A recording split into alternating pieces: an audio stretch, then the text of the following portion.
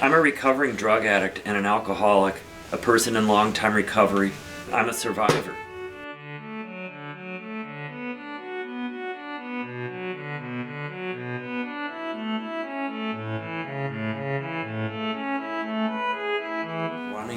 Running is a big piece of my recovery. It's not something I depend on for my recovery. When I say recovery, I mean recovery from alcohol and drug abuse, or addiction rather.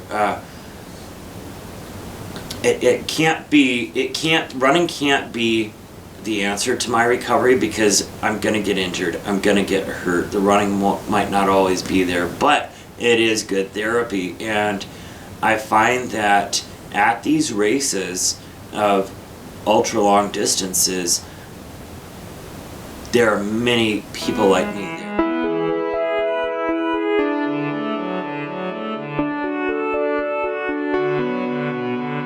Described it really well when he said, when I was using it, I was always putting masks on. I didn't even want to know who I was.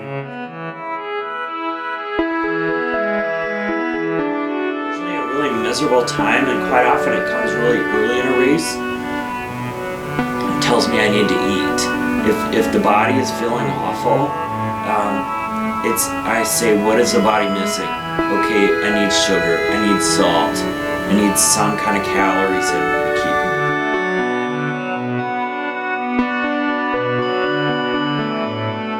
It's funny because you usually don't get good ideas when you're running 100-mile races.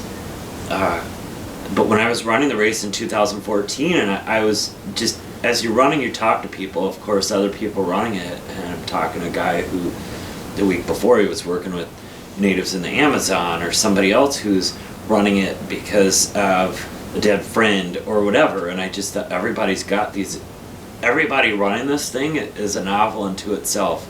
And I thought I need, and I like to document things. That's just something I like to do. I like to photograph, I like to write things down.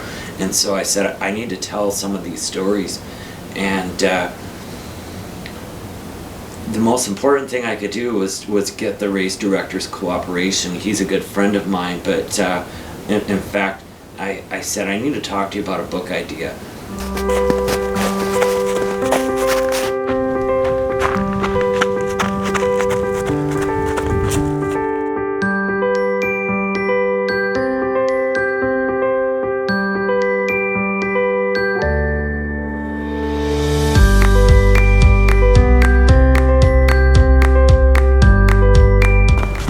What's the draw of running 100 miles, a friend asks. Like, in a sentence, what's the draw?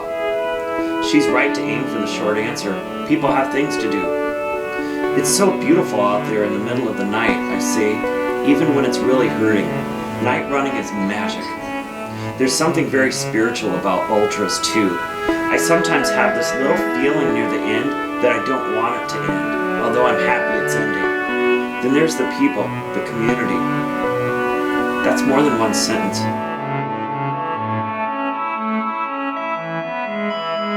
The real beauty of night running is what first pops into my mind. Zumbro, a hill of ice and rock to take bones and teeth. Pinholes of headlamps bobbing across a distant ridge.